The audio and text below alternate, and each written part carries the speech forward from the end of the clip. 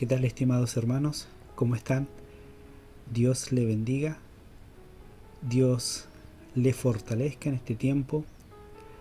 Yo doy gracias a Dios por darme esta oportunidad de poder estar una vez más transmitiendo a través de estas diferentes plataformas que el Señor nos permite usar, el Facebook, el YouTube y también la radio. Así que damos gracias a Dios por estas opciones que tenemos hoy de predicar y de escuchar la palabra del Señor. Voy a comenzar el día de hoy con una frase del gran avivador Charles Finney. Nació en 1792 y falleció en 1875. Charles Finney dijo: puede haber un cambio de opinión sin arrepentimiento, pero no hay arrepentimiento genuino sin un cambio de opinión.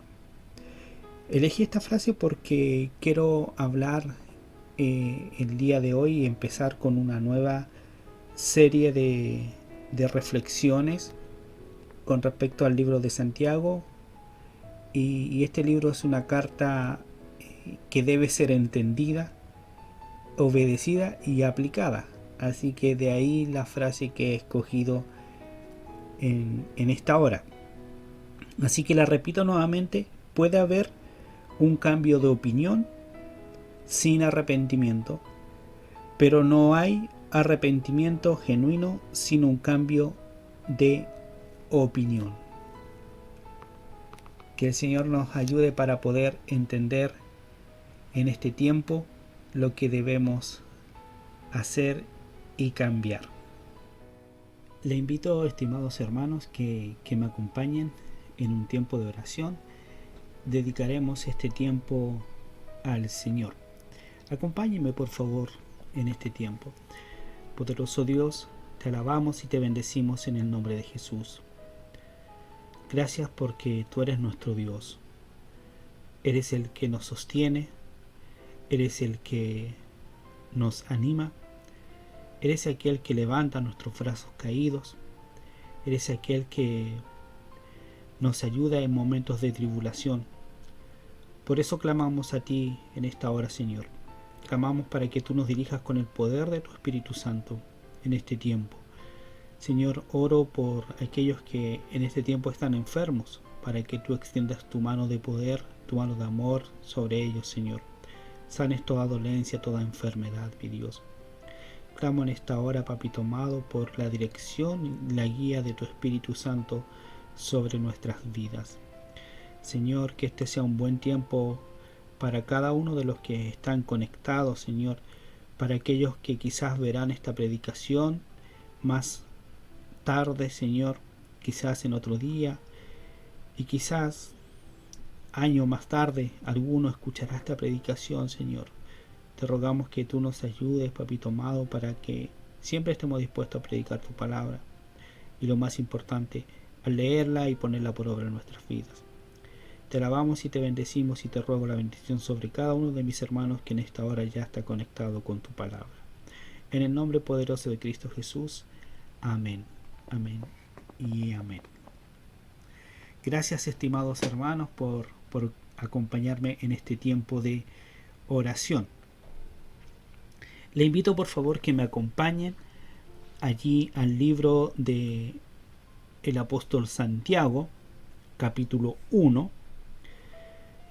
Como dije anteriormente, hoy comenzaré con esta epístola y vamos a trabajar en una introducción general sobre esta epístola, y le invito a leer solamente un versículo, porque en la próxima oportunidad estaré hablando de lo primero que está allí, de este primer párrafo, pero solamente hoy quiero empezar con un versículo. El hecho de que haga una introducción no significa que no es palabra de Dios. Obviamente vamos a ver algunos puntos importantes de esta introducción a la carta del apóstol Santiago. Dice entonces la palabra del Señor allí, Santiago capítulo 1, versículo 1. Santiago, siervo de Dios y del Señor Jesucristo a las 12 tribus que están en la dispersión, salud. Esa es la introducción de esta carta. Una carta mal entendida a veces, quizás vamos a ir viendo en el transcurso del estudio de esta carta, vamos a ir viendo las opiniones que han tenido algunos eruditos con respecto a esta carta. Empecemos, estimados hermanos, entonces con algunas consideraciones que justifican el título que proponemos, y el título que proponemos a este estudio de la carta de Santiago, y grábeselo bien, estimados hermanos: la fe viva que impulsa a la misión. Este es el gran tema de esta carta, la fe viva que impulsa a la misión. Alguien ha dicho, estimados hermanos, que la fe cristiana no es principalmente un problema de conocimiento e interpretación, es sobre todo un problema de vida. Qué importante es esto. Felicísimo Martínez dijo: nuestras situaciones personales forman parte de nuestro camino hacia la fe. Por tanto, no se trata solo de saber quién es Jesús, se trata también de saber qué significa Él para nosotros hoy. Qué potente es lo que este autor nos comenta, Felicísimo Martínez. Nuestras situaciones personales forman parte de nuestro camino hacia la fe. Por tanto, no se trata solo, qué importante, ponga atención a esto, hermano, no se trata solo de saber quién es Jesús, se trata también de saber qué significa Él para nosotros hoy. Eso es lo importante, estimados hermanos. Necesitamos, por tanto, entender la fe no como una realidad metafísica, conceptual, informativa y doctrinaria, sino como algo vivo, como un cambio que hemos de recorrer desde la palabra, pero rehaciendo el camino de Jesús de manera nueva y creativa, porque se trata de nuestra vida de seguimiento hoy, aquí y ahora. Ahora bien, estimados hermanos, ese compromiso nos lleva de manera incuestionable a encontrarnos con el desafío de la misión, porque no se trata de encarnar una fe individualista, indocumentada y anárquica. Nada de eso. Estimados hermanos, la misión de la Iglesia es deudora de la misión de Jesús de Nazaret.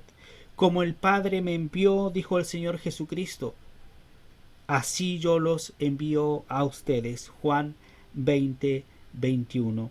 La Iglesia, estimados hermanos, es enviada a la misión desde el compromiso, con un camino ya recorrido por nuestro Señor Jesucristo, bendito sea el nombre de nuestro Señor, que ha de ser rehecho de manera comunitaria desde el poder de Jesús resucitado, que envía el Espíritu desde una fe viva que se acredita por las obras.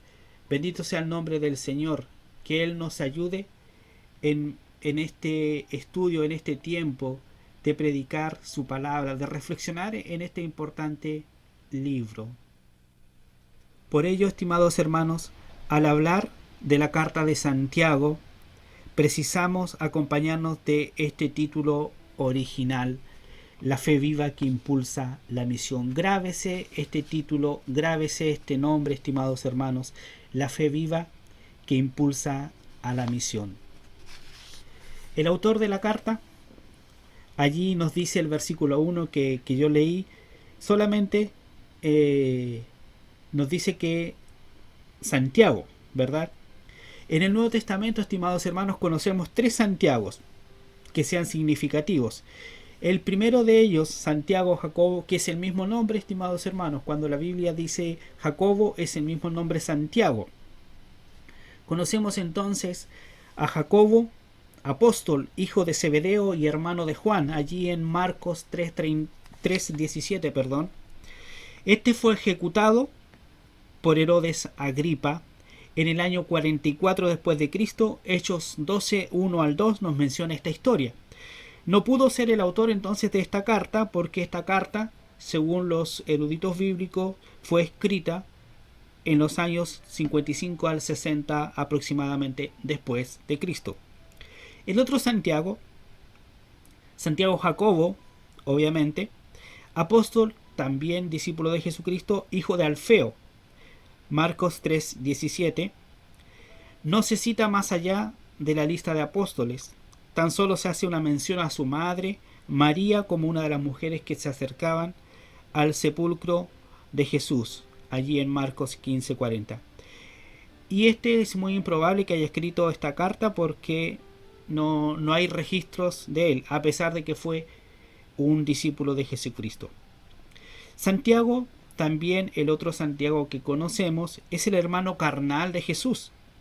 En los evangelios se nos dice que Jesús tuvo por lo menos 3 hermanos y más de una hermana, nos dice. Y leo lo siguiente que nos dice la Escritura. ¿No es acaso el carpintero el hijo de María y hermano de Jacobo, de José, de Judas y de Simón? ¿No están sus hermanas aquí con nosotros? Y se escandalizaban a causa de él. Marcos 6:3. Así que los hermanos de Jesús le dijeron: deberías salir de aquí e ir a Judea para que tus discípulos vean las obras que realizas, porque nadie que quiera ser conocido actúa en secreto. Ya que haces estas cosas, deja que el mundo te conozca.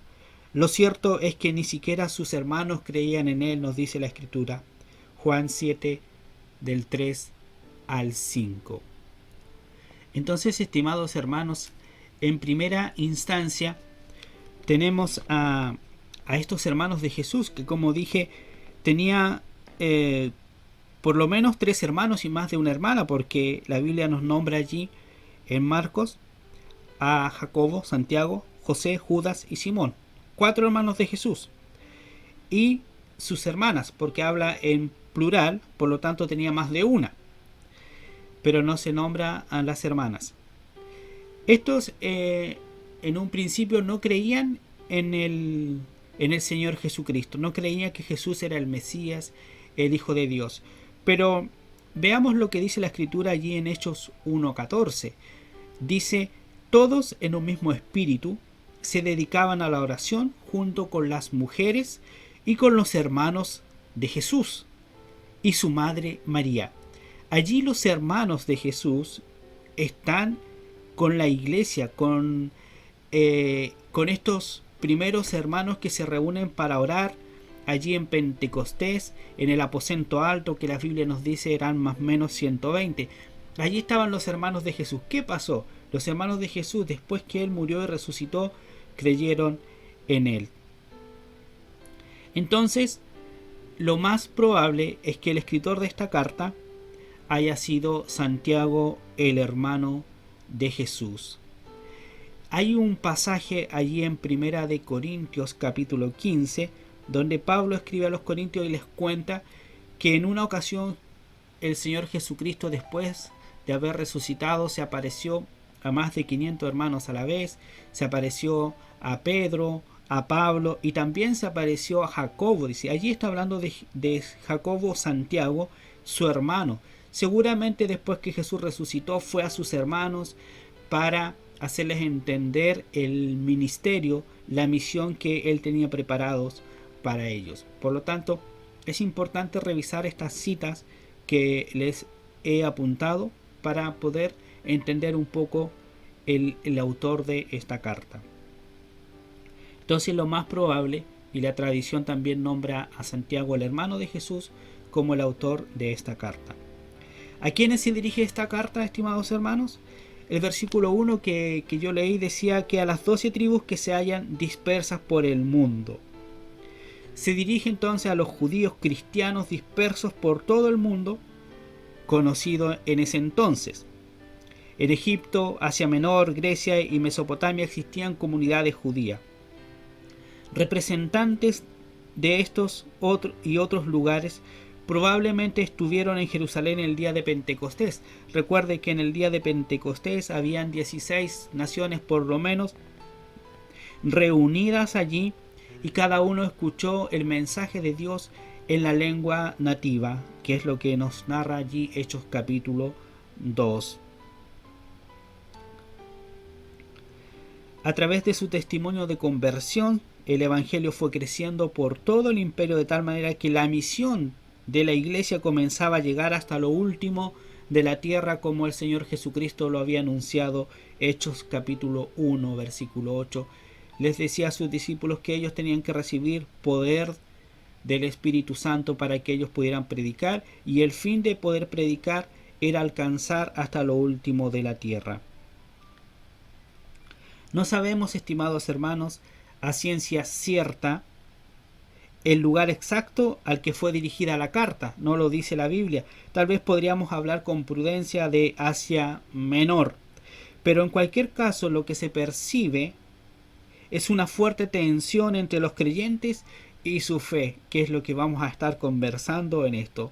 Pero como el tema principal de esta carta, una fe viva que impulsa a la misión. Por eso allí algunos han tenido esta discusión, la fe, las obras, que vamos a estar viendo más adelante.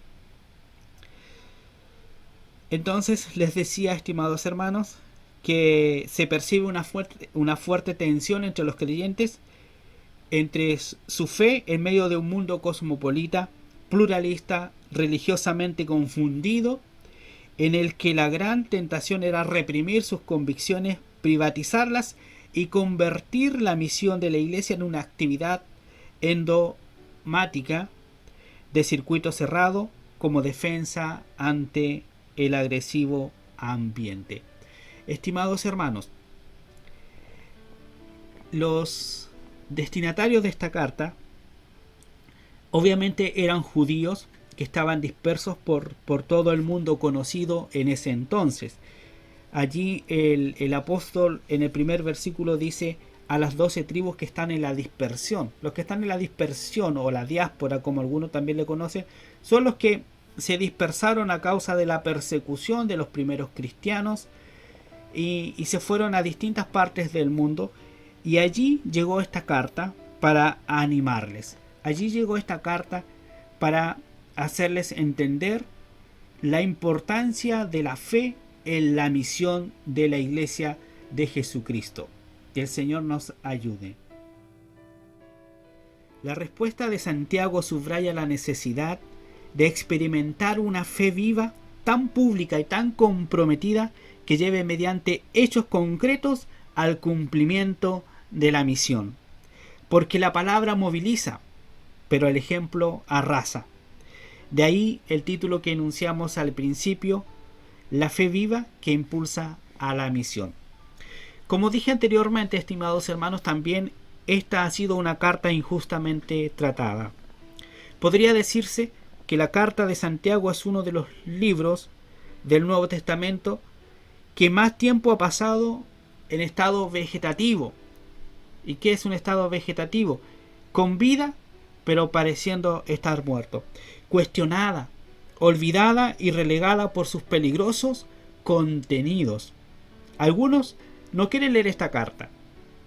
Otros se confunden más al leerla. Otros dicen que hay contradicción. Por eso encontré pertinente el poder realizar un estudio de esta carta. Para empezar, estimados hermanos, durante los primeros 3 siglos de la era cristiana, la Carta de Santiago fue un escrito de escasa receptividad entre las iglesias. Los llamados padres de la iglesia apenas la tuvieron en consideración y subrayaron por encima de ella las epístolas de Pablo y sus propuestas sobre la iglesia. En el año 325 se celebró el Concilio de Nicea, muy importante para la formación del canon de la Biblia, es decir,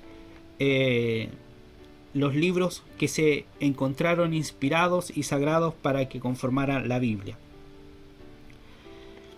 En el ostentoso palacio de verano del emperador romano Constantino se llevó a cabo este concilio, quien lo había convocado y también lo presidió. Asistieron a sus sesiones allí, estimados hermanos, más de 300 obispos, acompañados de toda clase de comodidades, habitaciones de lujos, comidas, distinciones, reconocimientos, ostentaciones, etc. Entonces habría de preguntarse, estimados hermanos, si el ninguneo, es decir, la indiferencia o el rechazo, al que fue sometida la carta de Santiago por los teólogos de los primeros siglos, tendría algo que ver con la dolce vita, con pasarlo bien. Quizás a algunos les gustaba disfrutar de los deleites de la vida, de la posición, de preeminencia, del poder, de la autoridad, del señorío. Cada vez más impresentable eran los obispos de la Iglesia en el sentido que se estaban olvidando de la espiritualidad y se estaban preocupando más de ser ostentoso, de tener poder y señorío. Entonces, por eso, estimados hermanos, es que esta carta fue dejada de lado. ¿Por qué? Porque atentaba contra el bienestar socioeconómico de los obispos de aquel tiempo. Bernardino de Siena dijo en una homilía de Semana Santa, y ponga atención a la fecha, 590 después de Cristo, y dijo, y esto me pareció bastante importante, por eso lo apunto acá: no oyes los gritos del mundo pobre. ¿Y sabes por qué no lo oyes? Porque para ti no hace demasiado frío. Tienes el cuerpo lleno de buena comida y buena bebida. Llevas en tu cuerpo mucha ropa y te sientas con frecuencia en el rincón del fuego. Cuerpo lleno, alma consolada, ya no piensas más lejos. Eso fue parte de su predicación y haciendo alusión también a esta carta. Cuando se vive demasiado bien, estimados hermanos, se suele olvidar con frecuencia a los que viven demasiado mal. Cuando se vive demasiado bien, se suele olvidar con frecuencia a los que viven demasiado mal. La buena vida aleja de las grandes causas del pueblo. Y aquí quiero mencionar también a uno de los grandes reformadores, Martín Lutero, del siglo XVI. Cuando Lutero habló de la carta de Santiago, lo hizo en los siguientes términos: la epístola de Santiago, dijo Martín Lutero, es una epístola llena de paja, porque no contiene nada evangélico. Hace violencia a la escritura y contradice a Pablo y a toda la Biblia. Le niego un lugar entre los escritos de mi Biblia. Esa fue la declaración que hizo Martín Lutero con respecto a esta carta. Nunca la aceptó, nunca la consideró, ninguna consideración de autoridad apostólica de esta carta, por encontrar conflicto allí con las epístolas de Pablo. Según Martín Lutero, la epístola de Santiago contradecía a las epístolas de Pablo, por lo tanto no la consideró para nada. Todo esto significa, estimados hermanos, que a lo largo de la historia, la recepción de esta carta de Santiago y la exégesis e interpretación a las que ha estado sujeta a lo largo del tiempo dan como resultado, estimados hermanos, un análisis un tanto interesado y desfigurado de sus contenidos últimos. Porque la historia la cuentan, la escriben y la interpretan los vencedores. Los vencedores, estimados hermanos, fueron aquellos obispos que en un principio vivieron una vida tan acomodada, una vida tan ostentosa, como dije antes, llena de poder y de señorío, que encontraron en esta carta algo que los contradecía, algo que quizás les quitaría todo el lujo, todo el placer que ellos vivían teniendo este cargo de obispo de la iglesia. Por lo tanto, la dejaron de lado. Mire qué interesante poder entender el por qué esta carta fue dejada de lado. Y a medida que avancemos, nosotros, estimados hermanos, nos vamos a dar cuenta por qué la dejaron de lado. Es una carta tan actual, estimados hermanos, es una carta que nos ayuda a ver cuál es la esencia de ser cristiano, cuál es la esencia de ser evangélico y cuál es la esencia de ser iglesia el día de hoy. Por eso, estimados hermanos, les animo para que ustedes sigan esta serie de estudios de la Carta de Santiago, porque es muy interesante poder estudiar y conocer a fondo esta carta. Les animo para que sigamos estudiando esta carta. Los grandes temas de la carta.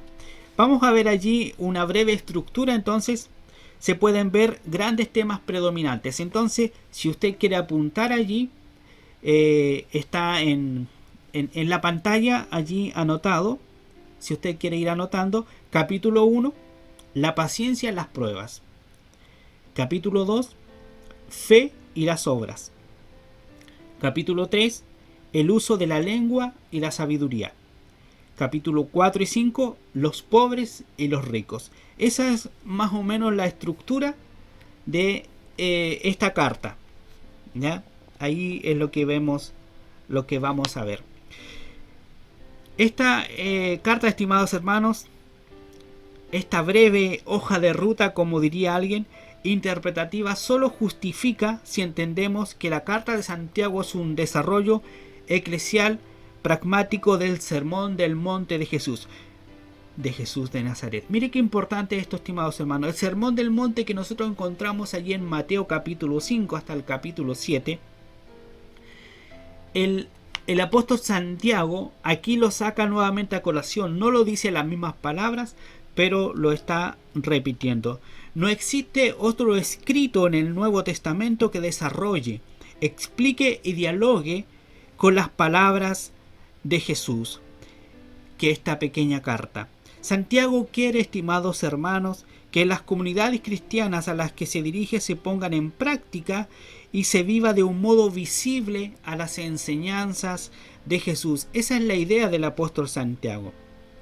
Y si hay un texto llave que nos ayude, estimados hermanos, a situarlo en el corazón de la carta de Santiago, es sin duda el texto que aparece allí en Santiago capítulo 1, versículo 26-27. Y este dice así: si alguien se cree religioso, pero no le pone freno a su lengua, se engaña a sí mismo, y su religión no sirve para nada.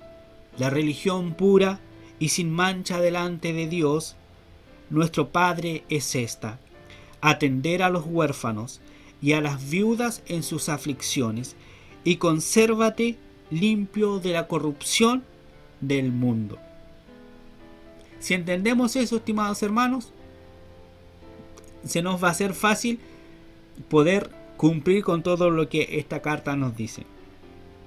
Entonces, estimados hermanos, aquí en este breve texto aparecen tres ángulos de lectura que nos permiten comprender la intención del autor a lo largo de toda la carta. Que el Señor nos guíe con su Espíritu Santo para ir comprendiendo este estudio. El primer ángulo de lectura, entonces, allí encontramos el ángulo de la opresión y del sufrimiento.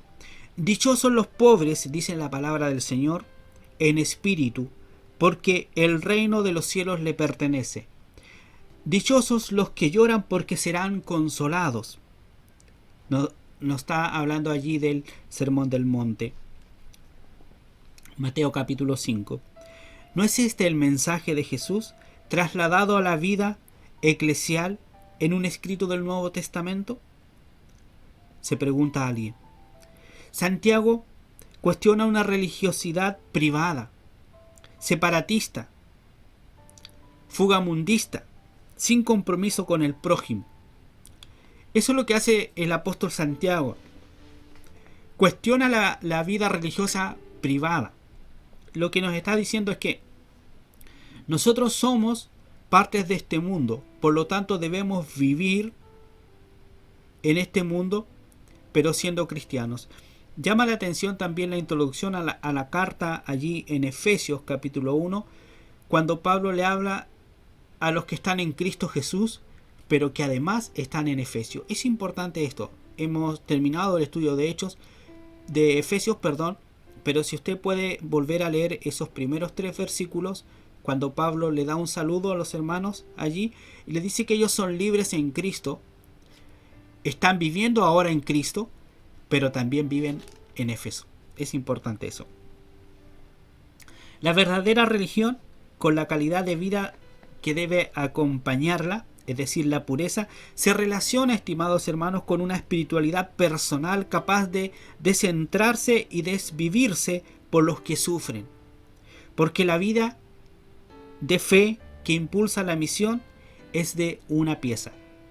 Somos cristianos. Por lo tanto, tenemos una misión que cumplir. Y esa misión debemos desarrollarla en este mundo, mientras el Señor nos permita vivir aquí. El segundo ángulo es el ángulo de la esperanza. Las dos bienaventuranzas con las que Jesús abre el Sermón del Monte, estimados hermanos, hablan de esperanza para los pobres y para los que lloran. El reino de los cielos les pertenece y serán consolados, dice la Escritura. La pregunta es, ¿quién les hace llegar la esperanza del reino de los cielos? ¿Y quién los consuela? Obviamente Dios, por supuesto que sí, por supuesto que es Dios quien los consuela, pero obrando a través de los hombres y mujeres que se entienden a sí mismos como la iglesia que proclama, vive y desciende hasta los sótanos del sufrimiento humano para traer el evangelio del reino de Dios que acoge, restaura y consuela a los pobres y a los que lloran. Bendito sea el nombre de nuestro Señor Jesucristo. El tercer ángulo es el ángulo de la praxis o el ángulo de la práctica. La religiosidad popular, dice Santiago, se caracteriza por la lengua incapaz de ser refrenada, que engaña al corazón. La verdadera religión, dice Santiago, por el contrario, es la que toma conciencia de que lo que dice ha de ir acompañada por la coherencia con lo que se hace. Es decir, si yo digo tal cosa, debo hacerlo. Ser hacedores y no solo oidores de la palabra de Dios. Porque la palabra moviliza, pero el ejemplo arrasa. O como dice el dicho, una acción vale más que 1000 palabras. No se contenten, dice la Escritura, solo con escuchar la palabra, pues así se engañan a ustedes mismos. Llévenla a la práctica. Santiago 1:22. Qué importante este versículo. No se contenten solo con escuchar la palabra, pues así se engañan a ustedes mismos. Llévenla a la práctica. ¿Cuántos de los cristianos han vivido toda una vida encerrado en las iglesias, escuchando la palabra, pero jamás llevándola a la práctica? La Biblia nos dice que se engañan a sí mismos, es decir, ustedes no están siendo cristianos. Ustedes no están siendo seguidores de Cristo. Es lo que nos está diciendo la palabra del Señor. Que Dios nos ayude, estimados hermanos.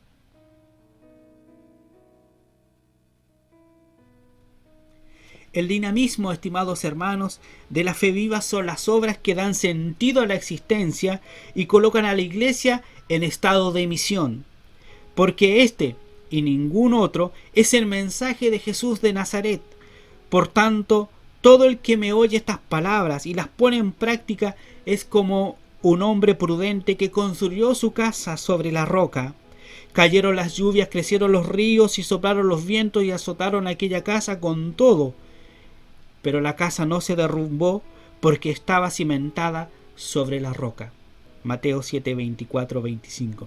Que el Señor nos ayude, estimados hermanos, que el Señor nos guíe en este tiempo de estudio de esta apasionante carta, como hemos visto, malentendida a veces, pero que es importante para la misión el día de hoy.